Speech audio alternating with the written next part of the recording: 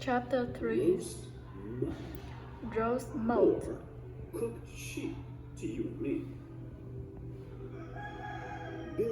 Bilbo woke up suddenly. As he walked to the kitchen, he realized that his nightmares from the night before were not bad dreams at all. What a terrible mess there was in the kitchen.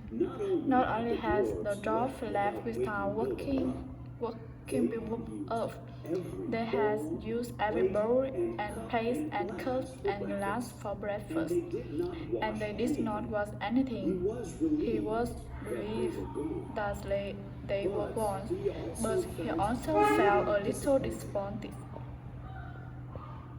Don't be silly, Bilbo begins, he said to himself. Just imagine you climbing mountains and fighting dragons, and at your age, he began to eat some cake, which helped him forget the adventure from the night before. Suddenly, Gandalf appeared. My dear Hobbit, what are you doing here? Gandalf said. Did you not see the message? What message? Said poor Mitch Baggins, very confused all over again. Confiscate and before Hobbits, Gandalf said in frustration. He walked over to the living room table and picked up a note that was left there. It was written on Bilbo out paper, which was very extensive. This is that the message said. Thorin and Company to Burger Baggins, good morning. We thank you for your hospitality and we accept your professional assistance on our journey. Turn. Cast when the job is finished, but only 1/14 of the total, if any. All traveling expenses are funeral expenses, if necessary, will be paid by our representatives. We did not think it was necessary to wake you up, so we have left already in order to make all necessary preparations. We will wait for you at the Green Dragon's Inn. Please be punctual. Sincerely, Thorin and Company. You have only 10 minutes to get to the Green Dragon's Inn, said Gandalf. But, said Bilbo, there is no time for it, said the wizard. But, said Bilbo again, no long for that. Either fly, you fool. Until the day he died, Bilbo had no idea how he left his comfortable Hobbit home without a hat or walking stick or any money. He threw Gandalf his house keys and he ran as fast as his furry little feet could run down the road, past the big mill, across the water, and then on for another mile. Third at the clock was making 11, and to make matters worse, he realized he had left without a pocket. The dwarves were waiting for Bilbo when he arrived, out of breath and confused all over again.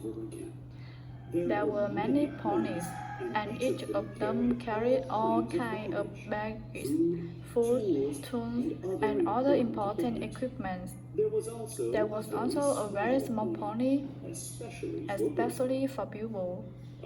Up you go, Miss Burger.